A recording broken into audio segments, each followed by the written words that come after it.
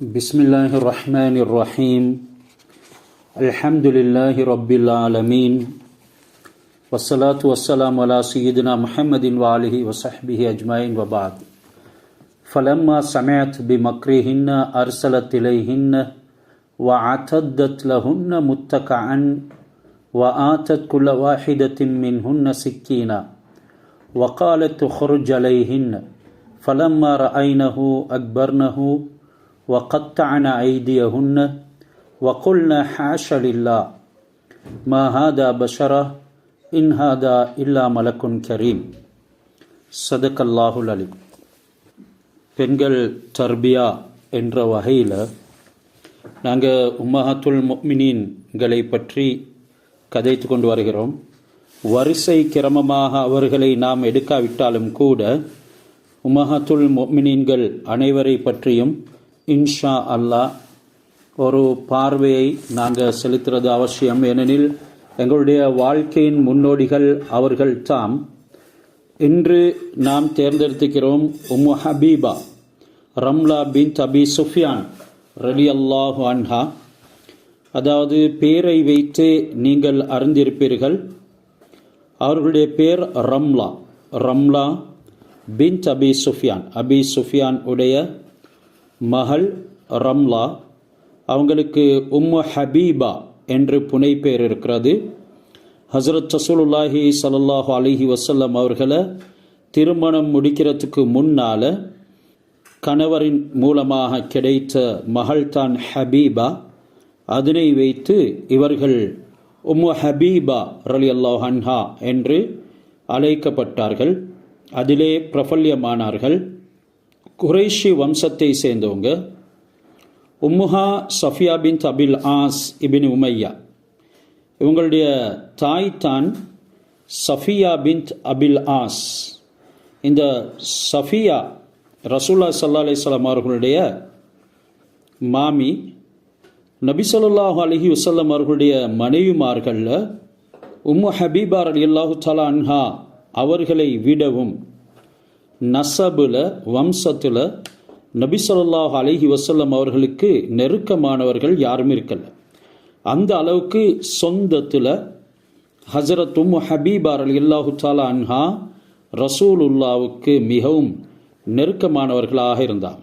அனைத்து மனைவிமார்களுக்கும் கொடுத்த சதாக் மஹர் எல்லா மனைவிமார்களுக்கும் கொடுக்கப்பட்ட மஹரை விடவும் அதிகமாக ஹஸரத் உம்மு ஹபீபாவுக்கு ரசூலுல்லாஹி ஸல்லல்லாஹு அலைஹி வஸல்லம் அவர்கள் மஹர் கொடுத்தாங்க.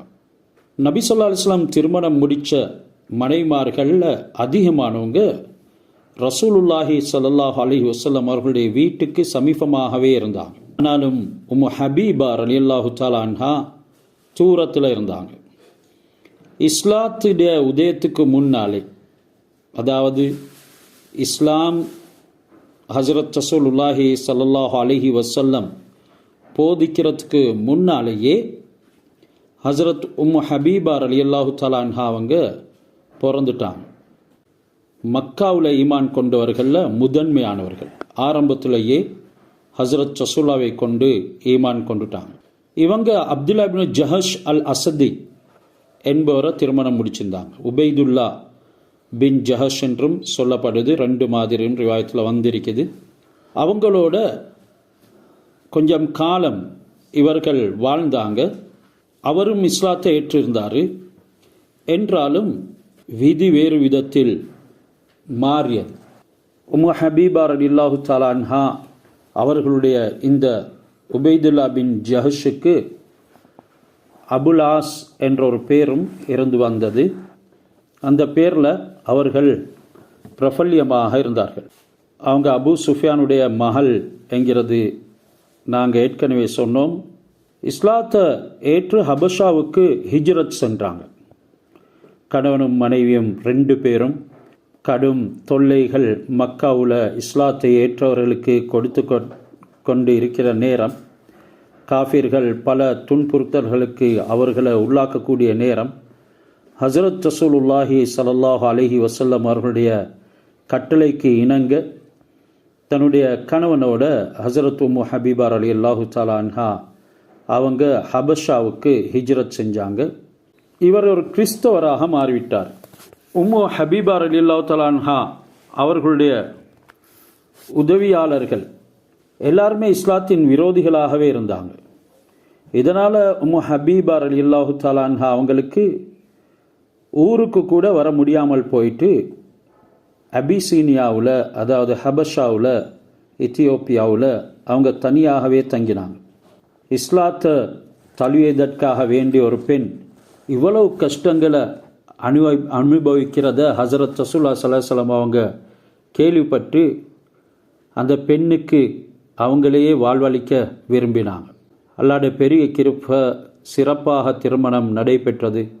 நபி ஸல்லல்லாஹு அலைஹி வஸல்லம் அவங்க மீது மிகுந்த பற்றும் அன்பும் கொண்டவர்களாக ஹஸரத் உம்மு ஹபீபா ரலியல்லாஹு தஆலா அன்ஹா வாழ்ந்து வந்தாங்க. 65 ஹதீஸ்களை ஹஸரத் ரசூலுல்லாஹி ஸல்லல்லாஹு அலைஹி வஸல்லம் அவர்களை தொட்டும் ரிவாயத் செஞ்சுக்கிறாங்க. சுன்னத்தான இபாதத்துகளில் மிகவும் ஈடுபாடுள்ளவர்களாக நாளாந்தம் 12 ரக்காத் நஃபுல் தொழுகையை தொழுது வந்தார். ஹஸரத் ரசூலுல்லாஹி ஸல்லல்லாஹு அலைஹி வஸல்லம் அவர்களுக்கு மிகவும் நெருக்கமாகவும் அன்பாகவும் அவர்கள் செயல்பட்டு வந்தாங்க. அல்லாஹ் சுப்ஹானஹு வ தஆலாவுடைய பொருத்தத்தை பெற்றுக்கொண்டாங்க. ஏற்கனவே ஹபஷாவுக்கு வந்து பெற்ற துன்பங்கள் எண்ணில் அடங்காதது. இதனாலேயே அல்லாஹ் சுப்ஹானஹு வ தஆலா உலகிலேயே சிறந்த, இந்த வையகத்திலே சிறந்த ஒரு கணவனை அவங்களுக்கு வாழ்க்கை துணைவனாக கொடுத்தாங்க. உபைதுல்லா பின் ஜஹஷ் என்ற அபுல் ஆஸ் திருமணம் முடிக்கிறதுக்கு முன்னால், அதாவது அவர் கிறிஸ்தவர் ஆகிறதுக்கு முன்னால், ஹஸரத் உம்மு ஹபீபா ரலியல்லாஹு தஆலா அன்ஹா அன்ற இரவு ஒரு கனவு காண்கிறாங்க. தன்னுடைய கணவனை மிகவும் அலங்கோலமான வடிவத்தில் தரிசித்தாங்க. அந்த கனவை தன்னுடைய கணவனிடத்திலே சொன்னாங்க. என்றாலும் அவர் அதனை பற்றி பெரிதாக பொருட்படுத்தலை. நான் ஆரம்பத்தில் என் மார்க்கத்தில் இருந்து அதுக்குள்ளே வந்துட்டேன், என்றாலும் நான் மீண்டும் என்னுடைய மார்க்கம் ஆன நசரானியத்துக்கு போக போகிறேன். ஏன் நீங்கள் இஸ்லாத்தில் வாழ்ந்தீங்க, அது உங்களுக்கு சிறந்ததாக இல்லையா, என்ற கனவை பற்றி கொஞ்சம் சிந்திங்க என்றெல்லாம் அவங்க பல மாதிரி சொல்லியும் கூட இறுதியில் அந்த மனிதன் நசரானியாக மாறிவிடுகிறார். அவருடைய முன்னைய மார்க்கத்துக்கே போய்விடுகிறார். எனவே இந்த விடயம் சம்பந்தமாக இன்னும் பல நாங்கள் அறிய வேண்டிய வைகள் இருக்குது. இன்ஷா அல்லாஹ் வைகளை பற்றி நாம் அடுத்த வகுப்புகளில் பேசுவோம். இன்று சூரத்து யூசுஃபுடைய ஆயத்து 31வது ஆயத்தை நாங்கள் ஓத போகிறோம். ஃபலம்மா சமியாத் பி மக்ரிஹின்ன. ஏற்கனவே எங்களுக்கு தெரியும், ஹஸரத் ஜுலைஹா யூசுஃப் அலைஹிஸ்ஸலாம் அவர்களுடைய அழகில் மயங்கி அவர்களை பல விதத்திலும் தன்னின் பால் ஈர்க்க ஆரம்பித்தாங்க. அல்லாஹ் சுப்ஹானஹு வ தஆலா அவைகள் அனைத்தில் இருந்தும் யூசுஃப் அலைஹிஸ்ஸலாம் அவர்களுடைய முயற்சியின் காரணமாகவும் அவர்கள் பாவம் செய்யக்கூடாது என்று உறுதியான சிந்தனையில் இருந்ததின் காரணமாகவும் அல்லாஹ் காப்பாற்றினான். யாரெல்லாம் அப்படி உறுதியாக இருப்பார்களோ, பாவங்களை விட்டும் விலகி இருப்பார்களோ, அவர்களைப் போல வலிமை மிக்கவர்கள், பலம் வாய்ந்தவர்கள் ஆண்களிலும் பெண்களிலும் யாருமே இருக்க முடியாது. இதனால தான் அல்லாஹ் சுப்ஹானஹு வ தஆலா மனிதனை வேதனைப்படுத்துறதுக்கு நெருப்பை படைத்த நேரம், நெருப்பு அல்லா இடத்துல கேட்டுச்சு, யா அல்லாஹ், நான் உனக்கு கீழ்ப்படியவில்லைண்டா, என்னைய பார்க்கினும் கடுமையானதை கொண்டு நீ என்ன வேதனை செய்வாயா என்று கேட்டுச்சு. அந்த நெருப்புக்கு ஒரு தைரியமும் நம்பிக்கையும் இருந்தது.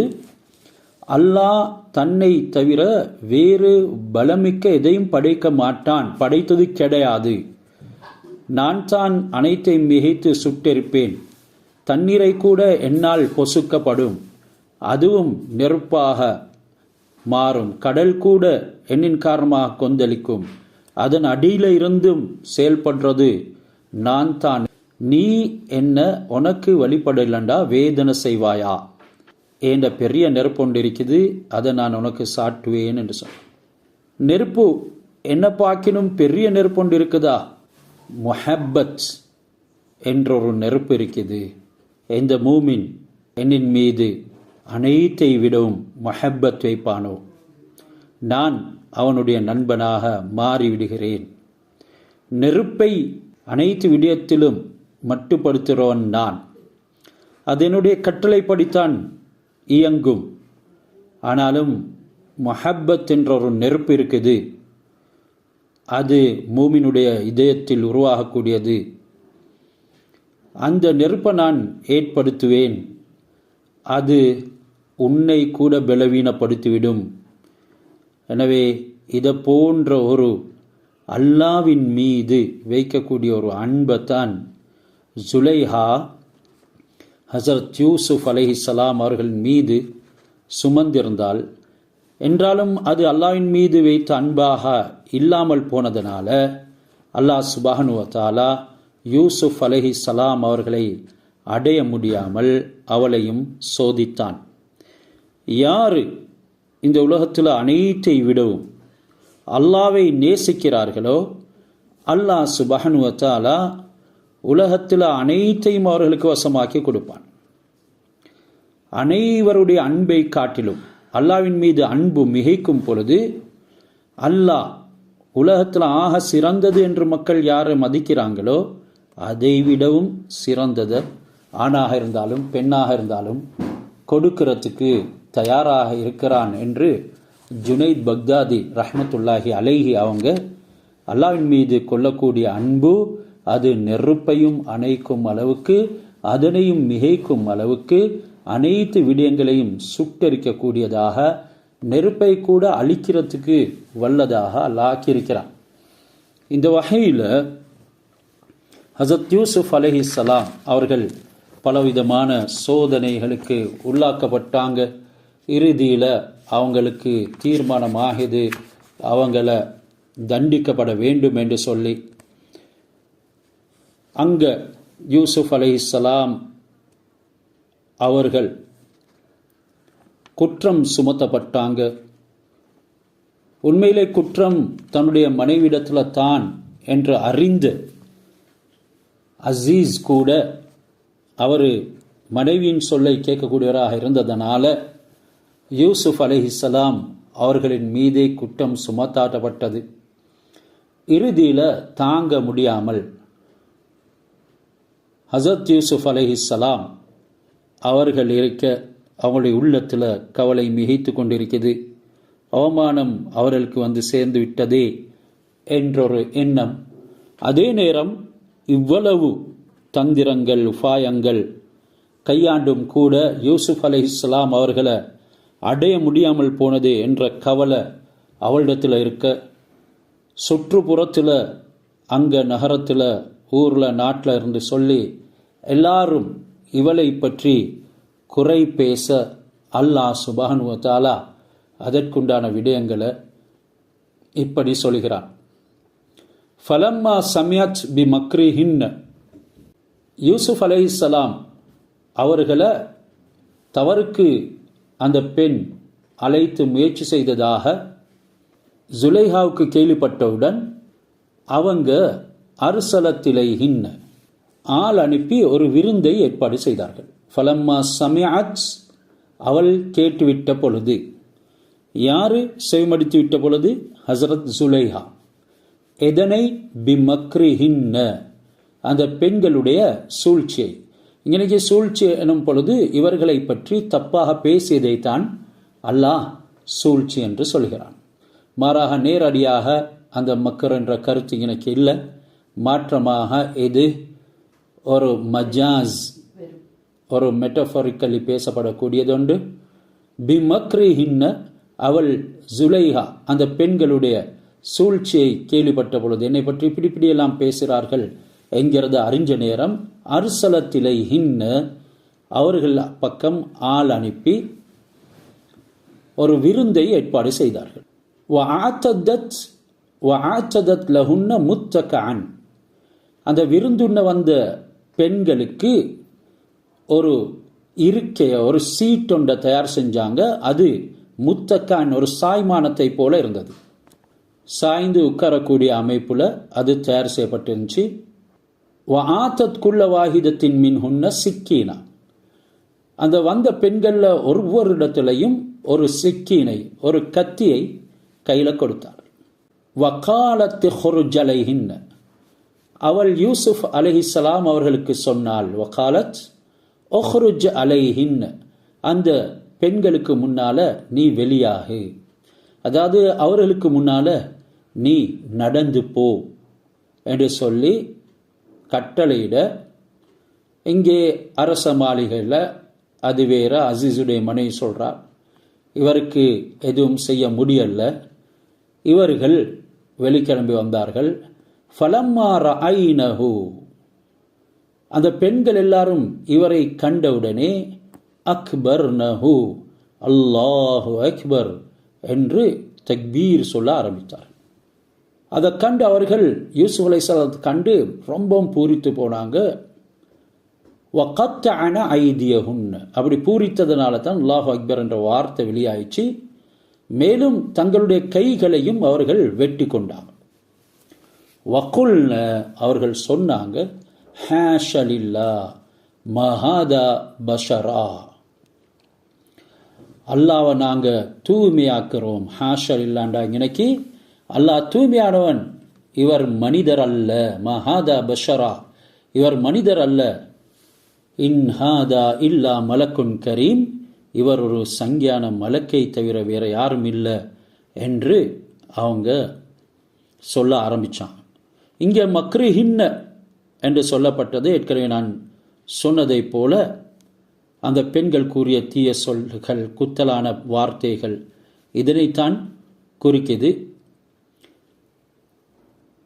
நகரத்தில் உள்ள பெரிய அந்தஸ்துள்ள உள்ள சில பெண்கள் தான் குறையாக பேசினாங்க ஹஸரத் ஜுலைஹா அவங்கள பற்றி. இதனால் அந்த குறையாக பேசின பெண்களையும் அதை சேர்த்து தேர்ந்தெடுக்கப்பட்ட ரொம்ப தன்னை பற்றி பெருமிதமாக நினைத்து கொண்டிருக்கக்கூடிய பெண்களையும் இவங்க விருந்துக்கு அழைச்சாங்க. வந்தவர்கள் 40 பேர்கள் என்று சொல்லப்பட்டிருக்குது. இந்த 40 பேரையும் அசீஸுடைய மாளிகைக்கு விருந்துண்ண வர சொல்லி நவீன முறையில் இவங்களுக்கு விருந்தளிக்கப்பட்டுச்சு. அதாவது இவங்க திண்டு தலையணைகள் போன்ற பொருட்களில் சாய்ந்திருந்து கொண்டே கத்தியால் அவங்களுக்கு கொடுக்கப்பட்ட அந்த பதார்த்தத்தை அறுத்து சாப்பிட்றதுக்கு தக்கவாறு அது தயார் செய்யப்பட்டு இருந்துச்சு. சொல்லப்படுது உத்துருஜ் என்ற ஒரு வகையான பழம் தான் அவங்களுக்கு கொடுக்கப்பட்டது என்று. அதிகமானவங்க ஆப்பிள் பழம் என்று சொல்லி வார்த்தையை மொழிந்தாலும் கூட அது என்ன பழம் என்று சொல்லி குறிப்பிட்டு தஃப்சீர் எதுவும் வந்தது கிடையாது. ஒரு தஃப்சீரில் உத்துருஜ் என்று சொல்லப்படுது. உத்துருஜ் என்று தோடம் பழத்துக்கும் சொல்லப்படும். எனினும் இந்த பழம் இந்த வகையானது என்கிறது குறிப்பாக கூறப்பட்டுள்ள. அதோடு சேர்த்து முட்டை, மாமிசம் கூடிய ஒரு வகை உணவும் அவங்களுக்கு வைக்கப்பட்டிருந்துச்சு. பல வகையான உணவு பதார்த்தங்களோட பானங்கள் தயார் செய்யப்பட்டு இருந்துச்சு. பல தின்பண்டங்களும் அங்கே வைக்கப்பட்டிருந்துச்சு. இவங்க விருந்து உண்டு விட்டு பழங்களை எடுத்து அறுத்து கொண்டிருந்த சமயத்தில் தான் ஹஸரத் யூசுப் அலைஹிஸ்ஸலாம் அவங்கள அந்த வழியிலால் வர வேணும்னு சொல்லி திட்டமிட்டபடி அவங்கள வரும்படி ஜுலைஹா அழைத்தால், அழைப்புக்கு ஏற்ப அவங்க அந்த வழியாக வந்தாங்க. அவங்களோட அழகை பார்த்து அந்த பெண்கள் திகைத்து மயங்கிட்டாங்க. அவங்கள பார்த்த வண்ணமே பழத்தை அறுத்து கொண்டே போனாங்க. பழத்தை அறுப்பதாக எண்ணிக்கொண்டு அவங்களுடைய கைகளையே அறுத்து கொண்டாங்க. இவங்களுடைய சில பெண்கள் இந்த ஏக்கத்தால் மௌத்தாகி விட்டதாக சில முஃபஸ்ஸிரீன்கள், வஹப் இப்னு முனப்பஹ் போன்ற முஃபஸ்ஸிரீன்கள் சொல்லியிருக்கிறாங்க. ஹஸரத் யூசுப் அலைஹிஸ்ஸலாம் அவர்களுடைய அழகை கண்டு ஏக்கத்தில் சில பெண்கள் மௌத்தா போயிட்டாங்க. ஹஸரத் யூசுப் அலைஹிஸ்ஸலாம் தங்களை அறியாமலேயே அந்த இடத்தை விட்டும் பாதம் அவங்களுடைய பின்னியதாக அவங்க மிகவும் வெட்கத்துடன் நாணத்துடன் அந்த பெண்களுக்கு மத்தியில் வந்து நடந்து போகிறாங்க. அவங்கள பார்த்து இந்த பெண்கள் ஹாஷலில்லா, அல்லாஹ் தூய்மையானவன், இவர் மனிதர் அல்ல, இவர் மலக்கு என்றெல்லாம் சொன்னாங்க. யூசுப் அலைஹிஸ்ஸலாம் அவங்க மனிதன் தான் என்பது அவங்களுக்கு நல்லா தெரியும். என்றாலும் அவங்களுடைய அழகை பார்த்து அவங்க அப்படி சொன்னாங்க. ஏனென்றா படைப்பினங்களில் மிக அழகானவர்கள் மலக்குமார்கள். இதை யாருக்கும் மறுக்க இயலாது. ஏனெனில் அவங்க ஒளியில் படைக்கப்பட்டவங்க. அவலட்சணமான படைப்பினங்களில் ஷைத்தான் முதன்மை வகிக்கக்கூடியவன். படைப்பினில் ஆக அழகானவங்க மலக்குமார்கள், படைப்பினங்களில் ஆகவும் அசிங்கமானவங்க ஷைத்தான்கள். இதனால தான் அழகானவர்களை அவலட்சணமானவர்களை இந்த 2 பேருக்கு குறிப்பிடப்படுது. அழகானவங்க என்று சொன்னால் மலக்குமார்கள், அசிங்கமானவர்கள் என்றால் ஷைத்தான்கள். அல்லாஹ் சுப்ஹானஹு வ தஆலா மனிதனுக்கு செஞ்சுள்ள உதவிகளில் மலக்குகளை அவங்களுடைய அசல் வடிவத்தில் பார்க்க முடியாமல் ஆக்கியிருக்கிறது ஒரு பெரிய உதவி. அப்படி பல தஃசீருடைய உலமாக்கள் சொல்கிறாங்க. ஏனென்றால் மலக்குகள் அவங்களுடைய அசில் வடிவத்தில் அல்லாஹ் படைச்சதை மாதிரியே கண்களுக்கு முன்னால் வந்தாங்கண்டா நாங்கள் அறியாமலே எங்களோட உயிர் பிரிஞ்சிடும். எனவே தான் அந்த பெண்களுடைய உயிரும் ஹஸரத் யூசுப் அலைஹிஸ்ஸலாம் அவங்கள கண்டு அப்படியே பிரிஞ்சிடுது. மலக்குகளை திடீரென்று சொல்லி மனித சக்திகளால் பார்க்க இயலாது. அவங்களால அந்த மலக்குகளை கண்டா தாங்க இல்லாமல் அவருடைய இதயமும் வெடித்து மைத்தாகிடுவார்கள். அந்த அளவுக்கு அழகானவர்கள். அதே மாதிரி ஹஸரத் யூசுப் அலைஹிஸ்ஸலாம் அவங்களும் அழகானவங்க. ரசூலுல்லாஹி ஸல்லல்லாஹு அலைஹி வஸல்லம் அவர்கள் ஆரம்பத்தில் கனவுல கண்டாங்க. ஹஸரத் ஜிப்ரீல் அலைஹிஸ்ஸலாம் அவங்கள கனவுல கண்டாங்க. ரசூலுல்லா மலக்குகளை ரசூலாக்கும் பார்க்க இயலாது, அந்த அளவுக்கு ஒளிமயமானவங்க. ஒரே தடவையில் பார்த்தா அவங்களுக்கும் மயக்கம் ஏற்படுத்திடும். அதனால தான் ஜிப்ரீல் அலைஹிஸ்ஸலாம் கண்டதும் அவங்க மயங்கி விழுந்தாங்க. அந்த குகையுடைய நேரத்தில், ஹிராவுடைய நேரத்தில் என்றெல்லாம் ஹதீஸுடைய ஆதாரங்கள் எங்களுக்கு பதிவாக்கப்பட்டிருக்குது. அசில் வடிவத்தில் கண்ட நேரம் ரசூலா பயந்தாங்க என்பது அவங்களுடைய அவலட்சணம் அப்படி ஏதும் இல்லை. அந்த அளவுக்கு அந்த அழகும் பார்க்க முடியாத ஆற்றலும் ஜிப்ரீல் அலைஹிஸ்ஸலாம் அவங்களுடைய விஷாலமும் தான் அதற்கு காரணம். ரசூலுல்லா அந்த முதலாவது அசல் வடிவத்தில் பார்த்தாங்க. அப்படி பார்த்த நேரமும் மயங்கி விழுந்துட்டாங்க. பிறகு மனித வடிவத்தில் ஹஸரத் ஜிப்ரீல் அலைஹிஸ்ஸலாம் அவங்க வாரது வழக்கமாக இருந்துச்சு என்று தஃசீரில் சொல்லப்பட்டிருக்குது. ஹஸரத் யூசுப் அலைஹிஸ்ஸலாம் அவங்க எகிப்தில் உள்ள கடை தெருவுக்கு போவாங்க. சூரியனுடைய கதிர்கள் வானத்தில் பிரகாசிக்கிறத போல அவங்களோட முகம் பிரகாசிக்கும். அந்த அளவு கதிர் வீசும். அல்லாஹ் தஆலா ஹஸரத் ஆதம் அலைஹிஸ்ஸலாம் அவர்களை படைத்த நேரம் அவங்க எவ்வளவு அழகாக இருந்தாங்கண்டா ஹஸரத் யூசுப் அலைஹிஸ்ஸலாம் அவர்கள் எப்படி அழகாக இருந்தார்களோ அதே போல இருந்தார்கள் என்று தஃசீர் வந்திருக்குது. அதை விடவும் அழகாக ஹஸரத் ஆதம் அலைஹிஸ்ஸலாம் இருந்தாங்க. அதை விடவும் அழகாக ஹஸரத் முஹம்மத் ஸல்லல்லாஹு அலைஹி வஸல்லம் அவங்க இருந்தாங்க. ஹஸரத் யூசுப் அலைஹிஸ்ஸலாம் அவர்களுடைய முகத்தின் அழக ரசூலுல்லாஹி ஸல்லல்லாஹு அலைஹி வஸல்லம் அவங்க சொன்னாங்க, அல்லாஹ்வுடைய குர்சியின் அழகை போல். அல்லாஹ்வுடைய குர்சி எந்த அளவுக்கு பிரகாசமோ அதுவாக இருந்தது. ஆனாலும் அல்லாஹ் சுப்ஹானஹு வ தஆலா எனக்கு சொன்னான், நபியே யூசுப் என்ற குர்சியின் அழகு என்றாலும் நீங்கள் என்னுடைய அர்ஷின் அழகு என்று அல்லாஹ் சொல்லிக்கிறான். ரசூலா பார்த்து சொன்னான், அல்லாஹ் உங்களை பார்க்கிறோம் மிக அழகான ஒரு சிருஷ்டியை நான் சிருஷ்டிக்கவில்லை. ஹஸரத் ஜிப்ரீல் அலைஹிஸ்ஸலாம் நபி அவர்களிடத்தில் வந்து அதனை எத்தி வைத்ததாக ஹஸரத் ரசூலா தன்னுடைய நாவிலாலே கூறினார்கள் என்று ஜாபிர் ரலியல்லாஹு தஆலாவுடைய ரிவாயத்து வந்திருக்கிறது. யூசுப் அலைஹிஸ்ஸலாம் அவர்களுக்கு அல்லாஹ் சுப்ஹானஹு வ தஆலா ஜமால் என்ற அழகை கொடுத்திருந்தான். ஜமால் என்றால் எங்களுக்கு தெரியும் அழகு. என்றாலும் முஹம்மது ஸல்லல்லாஹு அலைஹி வஸல்லம் அவர்களுக்கு கமால் என்ற பரிபூர்ண தன்மையை கொடுத்திருந்தான். நபி ஸல்லல்லாஹு அலைஹி வஸல்லம் அவங்களுடைய அழகை குறித்து ஹஸரத் ஆயிஷா ரலியல்லாஹு தஆலா அவங்க சொல்கிறாங்க, ஜுலைஹாவை குத்தல் பேசி அந்த பெண்கள் அல்லாஹ்வின் ஹபீப் முஹம்மது ஸல்லல்லாஹு அலைஹி வஸல்லம் அவங்கள பார்த்திருந்தா கையை அறுத்து கொள்றதுக்கு பதிலாக அவங்களுடைய இருதயங்களிலே அவங்க அறுத்து கொண்டிருப்பாங்க, அதனை பிச்சு வெளியே எடுத்திப்பாங்க. சஹாபி சொல்லுகிறாரு, நான் பௌர்ணமி நாள் அன்று சந்திரனை பார்த்தேன், அது பூர்ண சந்திரன். நபியார்களுடைய முகத்தை பார்த்தேன். மீண்டும் சந்திரனை பார்த்தேன், முகத்தை பார்த்தேன். ஹசரத் ரசூலுல்லாஹி ஸல்லல்லாஹு அலைஹி வஸல்லம் அவர்களுடைய பிரகாசம் அழகு சந்திரனை விடவும் மிகைத்திருந்தது. அதே நேரம் ஹஸ்ஸான் இப்னு சாபித் ரலியல்லாஹு அன்ஹு சொல்றாங்க, லம் அர கத்து ஐனி, என்னுடைய கண்கள் ஒரு காலமும் உங்களை போன்ற அழகான ஒருவரை காண இல்லை.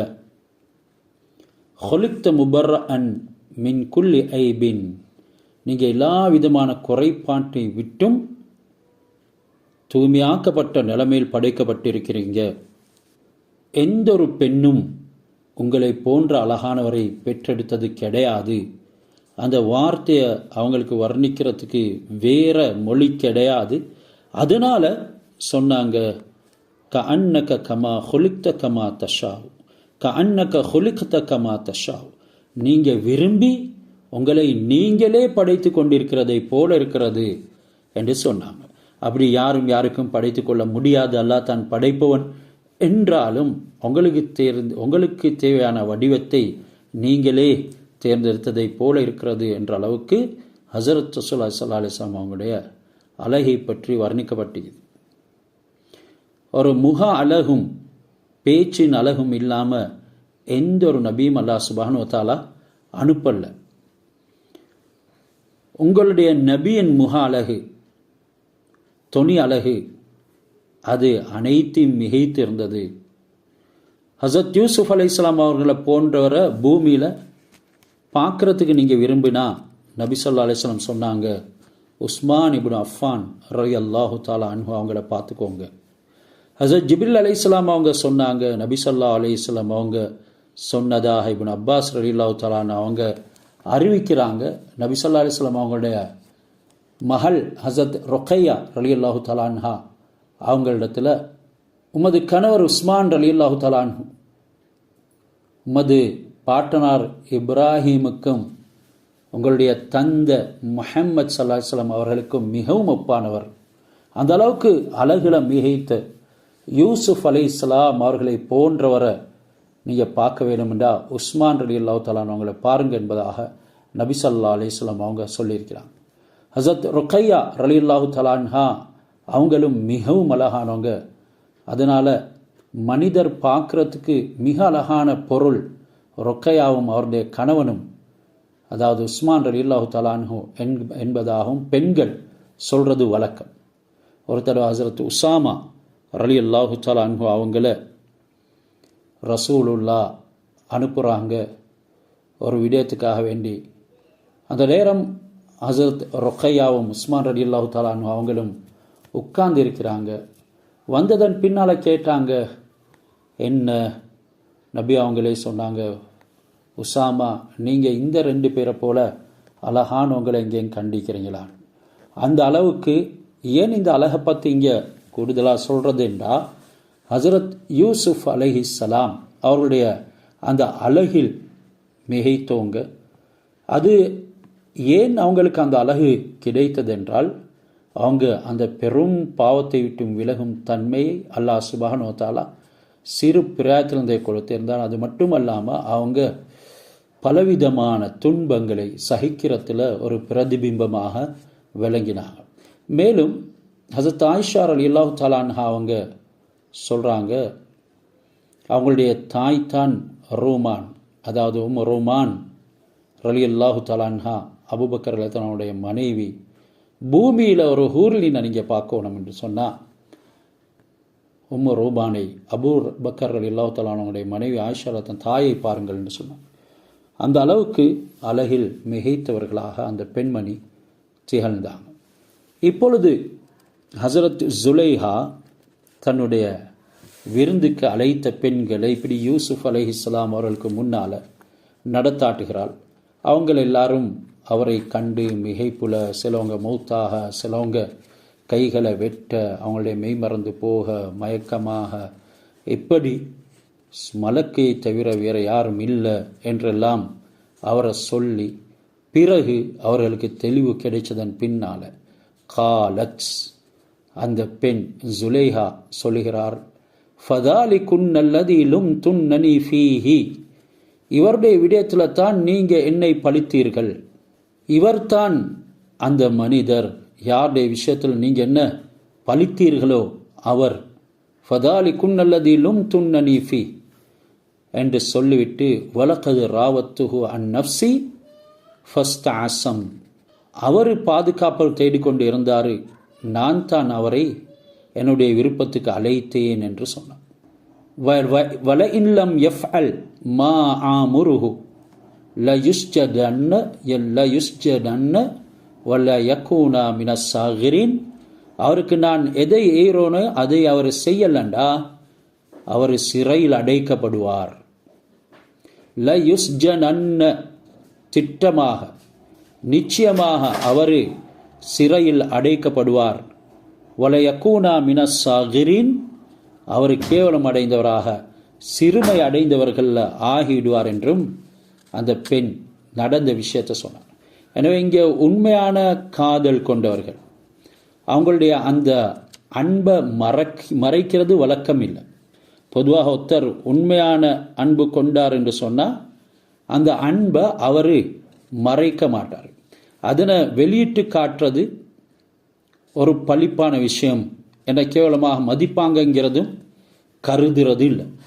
ஹசரத் ஜுலைஹா அவங்களும் ஹசரத் யூசுப் அலைஹிஸ்ஸலாம் அவங்களின் மீது வைத்துள்ள அந்த காதலை மறைக்காமல் அனைத்தையும் விருந்துக்கு வந்த பெண்களிடம், இவர் தான் அவர், இவர் விஷயத்தில் தான் நீங்கள் என்ன பழிச்சிங்க, நான் அன்பு கொண்டது குற்றம் அல்ல, நான் அவரை வலிய அழைத்தது என்னுடைய தவறு தான், அவர் அல்லாஹ் இடத்துல காவல் தேடிக்கொண்டார் என்ற விவரத்தை எல்லாம் சொன்னார்.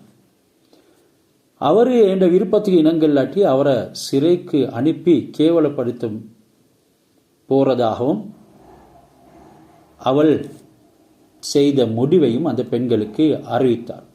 என்றாலும் அந்த பெண்கள் அப்படி செய்ய வானம், அவரை சிறையில் அடிக்க வானம் என்று சொல்லி பரிந்துரைத்தாங்க, சிபாரிசு செஞ்சாங்க. இப்போ யூசுப் அலைஹிஸ்ஸலாம் அவங்க இன்னமும் சிறையில் அடைக்கப்படலை. ஆனால் இந்த செய்தி பரவுது. அந்த நேரம் ஹசரத் யூசுப் சொல்கிறாங்க, கால ரப்பி சிஜ்னு அஹப்பு இலைய மிம்மா யதுஊனனி இலை, யா அல்லாஹ், எதன் பக்கம் இந்த பெண்கள் என்னை அழைக்கின்றார்களோ அந்த மோசமான காரியத்தை விடவும், கால ரப்பி சிஜ்னு அஹப்பு இலைய, சிறையில் வாழ்வது, சிறைவாசம் செய்வது எனக்கு ரொம்ப விருப்பமானது. வ இல்லா தஸ்ரிஃப் அன்னி கைதஹுன்ன, அப்படி இல்லை என்றால் யா அல்லாஹ், இவர்களுடைய இந்த சூழ்ச்சியை விட்டும் நீ என்னை திருப்பிவிடு, என்னை பாதுகாத்து விடு. வஅகும் மினல் ஜாஹிலீன் அஸ்பு இலைஹின் வ இல்லா தஸ்ரிஃப் அன்னி கைதஹுன்ன, நீ அப்படி அவங்களுடைய கைத், அதாவது அவங்களுடைய இந்த மக்கர், இவைகளை விட்டும் என்னை நீ திருப்பல்லண்டா, பாதுகாப்பு காக்க இல்லண்டா, அஸ்பு இலைஹின, நான் அவர்களுக்கு மாட்டிக்கொண்டு விடுவேன். வாக்கும் மினல் ஜாஹிலீன், அப்படி நான் அவர்களுக்கு மாட்டிக்கொண்டால் நான் அறிவீனர்கள் உள்ளவராக, நான் ஒரு மடையனாக ஆகிடுவேன் என்று யூசுப் அலைஹிஸ்ஸலாம் அவங்க சொல்கிறான். இப்போ அந்த ஒவ்வொரு பெண்களும் ஹசரத் யூசுஃபை தன்னுடைய விருப்பத்துக்கு அழைத்ததாக தஃப்சீர் சொல்லுது. ஹசரத் யூசுப் அலைஹிஸ்ஸலாம் அவங்க இதனால தான் ரப்பி சிஜ்னு அஹப்பு இலைய மிம்மா யதுஊனனி பன்மையாக சொல்லிக்கிறாங்க. அவர்கள் எல்லாரும் சேர்ந்து என்ன அழைக்கக்கூடிய அந்த மோசமான விஷயத்துக்கு நான் இணங்குறதை விடவும் எனக்கு சிஜின், சிறை வாழ்க்கை சிறந்தது என்று சொன்னாங்க. ஹசரத் யூசுப் அலைஹிஸ்ஸலாத்திட்ட இப்படி பிரார்த்திக்கிறத தவிர, இப்படி துஆ கேட்கறத தவிர வேற எந்த ஒரு வழியும் இல்லாமல் போச்சு. இதனால தான் இந்த ஆயத்தில் அல்லாஹ் சுப்ஹானஹு வ தஆலா அவங்க பிரார்த்தித்த முறையை, துஆ கேட்ட முறையை சொல்லி காட்டுறான். அவங்க இந்த இக்கட்டான நிலைமைக்கு தள்ளப்பட்டாங்க. இதை பார்த்து இரக்கம் கொண்டு மலக்குகளும் அழுதாங்க. ஹசரத் ஜிப்ரீல் அலைஹிஸ்ஸலாம் வந்து சொன்னாங்க, யூசுஃபே, உங்களோட ரப்பு உங்களுக்கு சலாம் சொல்கிறார். ரப்புக யுக்ரியுக சலாம், நீ பொறுமையுடன் இருக்க வேண்டும் பொறுமைத்தான் சந்தோஷத்துடைய மகிழ்ச்சியுடைய சாவி, திறவுகோல். இதனுடைய முடிவு ஒரு புகழப்பட்டதாக இருக்கும் என்று சொல்லி அல்லாஹ் சொல்வதாக ஜிப்ரீல் அலைஹிஸ்ஸலாம் சொன்னான். பொதுவாக வாக்கும் மினல் ஜாஹிலீன், நீ அவங்களில் என்ன சிக்க வச்சிட்டா நான் மடையர்களில் ஆகிடுவேன். ஜாஹில் என்றா அறியாதவர், படிக்காதவருக்கு தான் சொல்றது. ஆனாலும் யார் எதை படிக்கிறாங்களோ மார்க்கத்துடைய விஷயத்தில் அதன்படி நடக்காதவரும் ஜாஹில் தான். எல்லா விதமான இன்ஃபர்மேஷனும் இருக்கும், எல்லா மார்க்கமும் தெரியும், ஆனால் அந்த கற்றதன்படி நடக்காதவரும் ஜாஹில் என்று சொல்லப்பட்டிருக்குது. அதை வச்சு தான் ஹசரத் யூசுப் அலைஹிஸ்ஸலாம் அவங்க, யாலா நீ எனக்கு நிறைய கற்று தந்திருக்கிறாய், நான் அப்படி கற்றதன்படி நடக்க இல்லைண்டா என்ற விவேகம் இழந்து நான் பழிப்புக்கு இழிவுக்கு ஆளாகி நான் ஒரு மடையனாக ஆகிடுவேன். ஃபஸ்தஜாப லஹு ரப்புஹு, அவருடைய துவாவுக்கு அல்லாஹ் சுப்ஹானஹு வ தஆலா பதில் அளித்தான். ஃபஸரஃப அன்ஹு கைதஹுன்ன, மேலும் அந்த பெண்களுடைய சதியை விட்டும் அவர்களை திருப்பினான், பாதுகாத்தான். இன்னஹு ஹுவஸ் ஸமீஉல் அலீம், அவன் யாவற்றையும் கேட்பவனும் அறிந்தவனும் என்று 34வது ஆயத்து கூறப்படுது. இந்த ஆயத்தின் படிக்கு அல்லாஹ் சுப்ஹானஹு வ தஆலாவிடம் ஹஸரத் யூசுப் அலைஹிஸ்ஸலாம் தன்னுடைய விருப்பத்தை தெரிவித்ததுடனே, அந்த பிரார்த்தனையை செய்தவுடனே அந்த பெண்களுடைய சதியை விட்டும் அல்லாஹ் சுப்ஹானஹு வ தஆலா அவர்களை பாதுகாத்தான். ஹஸரத் யூசுப் அலைஹிஸ்ஸலாம் அவங்களுடைய கற்பை காப்பாற்றி கொண்டு ரொம்ப சந்தோஷமாக சிறைக்கு செல்றதை ஏற்றுக்கொண்டாங்க. பொதுவாக இப்படியான அல்லாஹ்வுடைய நல்லடியார்கள் பாவத்தில் ஈடுபடுறதை விடவும் கஷ்டத்தில் ஈடுபடுறதை தேர்ந்தெடுத்து கொள்வாங்க. அவங்களுடைய வழக்கம் அப்படித்தான். நல்லோர்கள் பாவத்தில் ஈடுபடுறதை விடவும் அதனை விட்டும் விலகுவதின் காரணமாகவும் அதன் மீது இவர்களுக்கு நிரபராதியாக இருக்கும் பொழுதும் குற்றம் சுமக்கப்படும் நேரங்களில் அவங்க அந்த குற்றத்தை ஏற்றுக்கொண்டு தண்டனைக்கு ஆளாகிறத தேர்ந்தெடுத்து கொள்வாங்க. ஒரு முக்கியமான மகான், ஒரு மார்க்க அறிஞர், ஒரு ஆற்றோரத்தில் நின்றுக்கிறார். அவருக்கு பல காயங்கள், கஷ்டப்பட்டு கொண்டு அந்த ஆற்றோரத்தில் ஒரு கட்டில் ஒன்றை போட்டு படுத்திருக்கிறார். அவரோட கையில் ஒன்றும் இல்லை. இப்படி கஷ்ட நிலையில் கடும் காலமாக நிறைய நாட்கள் அவர் இருந்து வந்தார். அவர் அல்லாஹ்க்கு நன்றி செலுத்தி கொண்டிருந்தார். யா அல்லாஹ், நீ என்ன இப்படி வச்சிருக்கிறாய், உனக்கே நன்றி, சுக்குர் செஞ்சு கொண்டிருந்தார். இவரிடத்தில் ஒருத்தர் வந்தார். நீ ஏன் நன்றி செலுத்துகிறாய், உனக்கிட்ட காண்றதுக்கு எதுவுமே இல்லை, நீ இப்படியான நோயில் அவதிப்படுகிறாய், உன்னோட உடம்பெல்லாம் குஷ்டம் போட்டிருக்குது. அவர் சொல்கிறாரு, நான் பாவத்தில் பிடிபடாமல் கஷ்டத்தில் பிடிபட்டதற்காக நன்றி செலுத்துகிறேன்னு சொன்னார். அதனால் கஷ்டம் என்கிறது ஒரு தண்டனை அல்ல. வாழுவதற்கு தேவையான வசதி இல்லை என்கிறது அல்லாஹ் சுப்ஹானஹு வ தஆலாவுடைய கோபமோ முனிவோ இல்லை. அல்லாஹ் எங்களுடன் அதிருப்தியோடு இருக்கிறான் என்றதுக்கு அடையாளமும் இல்லை. மாற்றமாக எல்லாம் இருந்து கொண்டு யார் பாவத்தில் பிடிபட்டு இருக்கிறானோ அவன் எல்லா விதமான நலவுகளும் இழந்தவன். இவர் சொல்கிறாரு, நான் பாவத்தில் மாட்டிக்கொள்ளாமல் கஷ்டத்தில் மாட்டிக்கொண்டு இருக்கிறேன், அதற்காக வேண்டி நன்றி செலுத்துகிறேன். எனவே நாங்கள் எங்களுடைய சுகமான படுக்கைகளில் தூங்கி கொண்டு அல்லாஹ் சுப்ஹானஹு வ தஆலாவுடைய கட்டளைகளுக்கு மாறு செஞ்சு கொண்டு தொழுகைகளையும் கலா செய்து அல்லாஹ்வுடைய திலாவத்துகளை பற்றியும் பொருட்படுத்தாமல் பாவங்களில் ஈடுபட்டு இருப்போம் என்றால் அதுதான் ஆக பெரிய தண்டனைங்கிறத நாங்கள் மறந்துவிடக்கூடாது. அல்லாஹ்வுடைய சில வீரர்கள் இருக்கிறாங்க, அவங்க பாவத்தில் ஈடுபடுறதை விட கஷ்டத்தில் அகப்படுறதை மகிழ்ச்சியோடு ஏற்றுக்கொள்வாங்க. ஹஸரத் யூசுப் அலைஹிஸ்ஸலாம் அவங்க இந்த பிரார்த்தனையைத்தான் அல்லாஹ் சுப்ஹானஹு வ தஆலா இடத்துல கேட்டாங்க. பின்பு சும்ம பதாலஹும் மின் பாதி மா ரஅவ் அல் ஆயாத்தி ல யஸ்ஜுனுன்னஹு ஹத்தா ஹீன், பிறகு அத்தாட்சிகளை அவங்க பார்த்தாங்க. சும்ம பதாலஹும் மின் பஅதி மா ரவஉல் ஆயாத்தி. ஆயாத் அத்தாட்சிகளை அவர்கள் பார்த்ததன் பிறகு குறிப்பிட்ட ஒரு காலம் வரைக்கும் அவரை சிறையில் இட வேணும் என்று சொல்லி அல்லாஹ் சுப்ஹானஹு வ தஆலா அவர் கேட்டதன் பிரகாரம் அவரை சிறையில் அடைக்கப்பட்டது. லயஸ்ஜுனுன்னஹு ஹத்தா ஹீன். ஹீன் என்று சொல்லி சொன்னால் குறிப்பிட்ட ஒரு காலத்துக்கு சொல்றது. அது வரையறை இடாமல் சொல்லப்பட்ட ஒரு காலம். அதனால் தான் ஹத்தா ஹீன் என்று சொல்லப்பட்டிருக்குது. எனவே எகிப்தினுடைய அசீஸ் அவங்களுடைய பகுதியில் வாழக்கூடிய ஏனைய நிர்வாகிகள் இவர்கள் எல்லோருக்கும் பதாலஹும் விஷயம் விளங்கியதன் பின்னால, அத்தாட்சிகளை அவர்கள் கண்டதன் பின்னால, என்ன அத்தாட்சி? அந்த பிள்ளைகள் சாட்சியாக இருந்தது. தொட்டிலில் இருந்து அந்த குழந்தைகள் யூசுப் அலைஹிஸ்ஸலாம் அவர்களுடைய தூய்மையை பற்றி சாட்சி சொன்னது. யூசுப் அலைஹிஸ்ஸலாம் அணிந்திருந்த அந்த கமீஸ் அது பின்புறமாக கிழிந்திருந்தது. இவைகளை தான் ஆதாரம் என்று சொல்றது. அதைத்தான் சும்ம பதாலஹும் மின் பஅதி மா ரஅவுல் ஆயாத்தி, அந்த அத்தாட்சிகளை அவர்கள் கண்டு விஷயங்கள் தெளிவானதன் பின்னால லயஸ்ஜுனுன்னஹு ஹத்தா ஹீன், அவரை ஒரு காலம் வரைக்கும், அதாவது நீண்ட காலமாக, ஹீன் என்ற வார்த்தை நீண்ட காலத்தை குறிக்கும் என்பதாக அது டிக்ஷனரியில் சொல்லப்பட்டிருக்குது.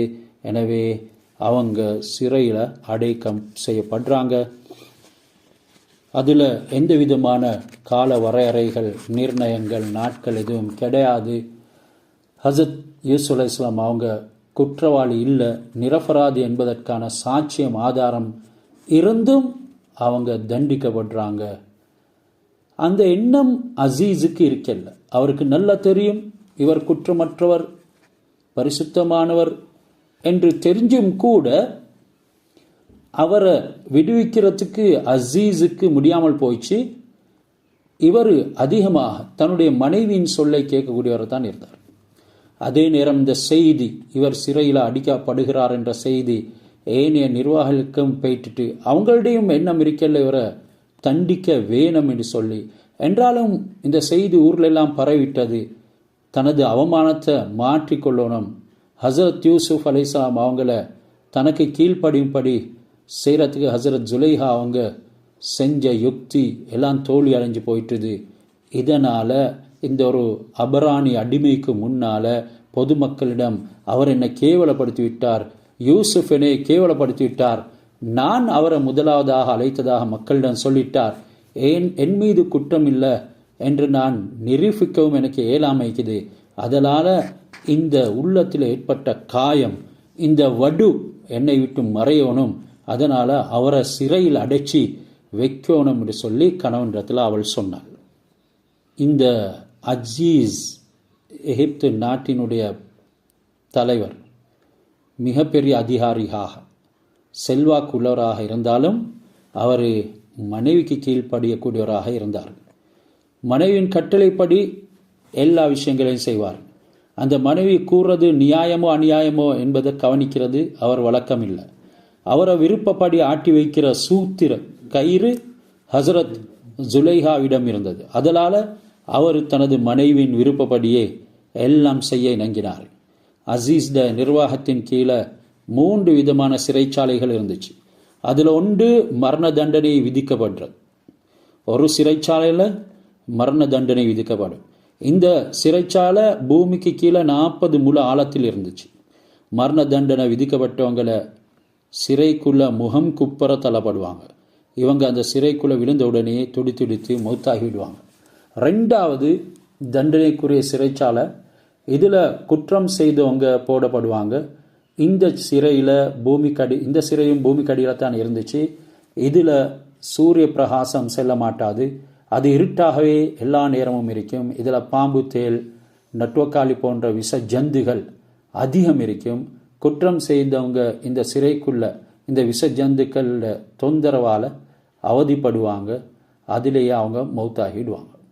3வது வசதியான சிறைச்சாலை உண்டு. அதில் இது பூமியில் மேல் பக்கத்தில் தான் இருந்துச்சு. அந்த ஈஜிப்ட் அசீஸுடைய மாளிகை பக்கத்தில் இருந்துச்சு. அரசனுடைய ஊழியர்கள், ஏனைய உறவினர்கள், அரசனுடைய கோபத்துக்கு உள்ளானவர்கள் ஆகிவிட்டால் இந்த காவலில் தான், அவங்க இந்த சிறையில் தான் வைக்கப்படுவாங்க. இந்த ஈஜிப்ட் அசீஸ் அவங்களுடைய விருப்பத்துக்கு, ஜுலேஹா சொன்ன விஷயத்துக்கு இணங்கி ஹசரத் யூசுப் அலைஹிஸ்ஸலாம் அவங்கள இந்த சிறைச்சாலில் தான் ஒரு தனி அறையில் போடப்பட்டிருந்துச்சு. அவரை போடுறதுக்கு முன்னால் அசீஸ் சொன்னார், அந்த சிறைச்சாலையை சுத்தப்படுத்துங்கன்னு சொல்லி.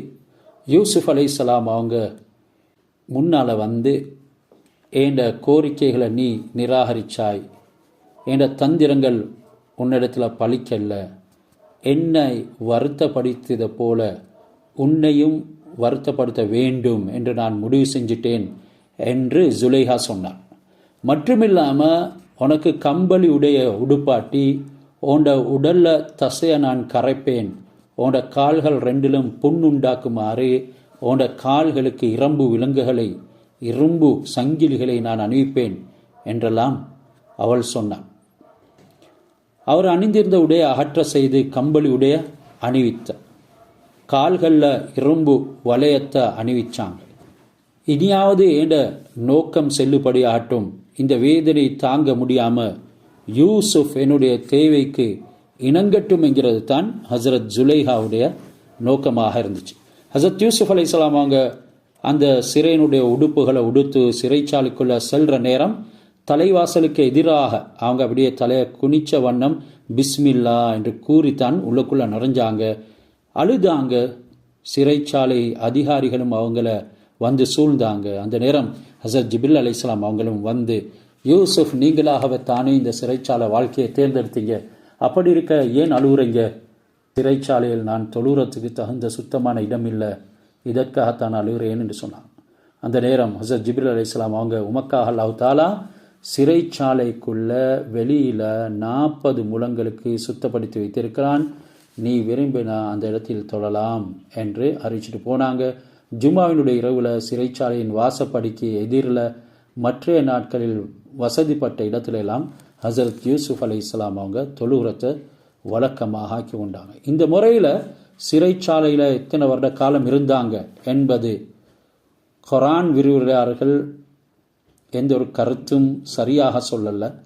அந்த வருடங்கள் 7 வருடங்கள் என்று கூறப்பட்டிருக்கிறது, 12 வருடங்களாக என்றும் சொல்லப்பட்டிருக்கிறது. அது பிரபலமான சொல். ஹசரத் யூசுப் அலைஹிஸ்ஸலாம் அவங்க நீண்ட காலம் வரை சிறைச்சாலை இருந்தாங்க என்பது தான் குர்ஆனுடைய ஆயத்திலிருந்து எங்களுக்கு தெரிய வருது. இப்னு ஷேக் ரஹ்மத்துல்லாஹி அலைஹி என்ற முஃபஸ்ஸிர் அந்த கருத்தை சொல்கிறாரு. ஹசரத் யூசுப் அலைஹிஸ்ஸலாம் அவங்க சிறைச்சாலையில் உள்ளவங்களை குறித்து அல்லாஹ் அழைக்கிறாங்க, யா அல்லாஹ் இவர்களுக்கு நன்மையான காரியங்களுக்கு நல்லுதவி செய், இவங்களுடைய செய்திகளை நீ மறைக்காதே, அங்குள்ளவர்கள் எல்லா விஷயங்களிலும் மற்றவர்களை பார்க்கிலும் அதிகமாக ஹசரத் யூசுப் அலைஹிஸ்ஸலாம் அவர்களுடைய விடயங்களை தெரிந்தவளாக இருந்தாங்க. ஹசரத் ஜுலேஹா பலவிதமான தந்திரங்கள் யுக்திகளை கையாண்டு சிறைச்சாலைக்கு அனுப்பினாலும் ஹசரத் யூசுப் அலைஹிஸ்ஸலாம் அவங்கள பார்க்காம அவங்களுக்கு இருக்கலாம் போச்சு. அதனால் அவங்களோட பிரிவால் மனம் வெந்து போனாங்க, வருந்தினாங்க. எவ்விதத்திலும் பார்க்க வேண்டுமே என்று சொல்லி துடிச்சாங்க. அவங்களுடைய மாளிகையில் அவங்க தனிய வசிக்கிறது ஒரு சிறை கூட்டில் அவங்க இருக்கிறத போல உணர்ந்தாங்க. விஷத்தை அறிஞ்சி விஷத்தை குடித்து என்னைய நான் மாய்த்து கொள்ளலாம், தற்கொலை செஞ்சு கொள்ளலாம், அல்லது மாளிகைக்கு மேலே ஏறி அந்த உயரத்தில் அந்த கீழே விழுந்து இறந்து போகலாம் என்றெல்லாம் அவங்க சிந்திக்க ஆரம்பித்தாங்க. ஹசரத் ஜுலேஹாவுக்கு ஒரு நர்ஸ் ஒன்று இருந்தால் அவருக்கு பொறுமையாக இருக்க சொல்லி உபதேசம் செய்வார், ஆறுதல் சொல்வார் ஜுலேஹாக்கு.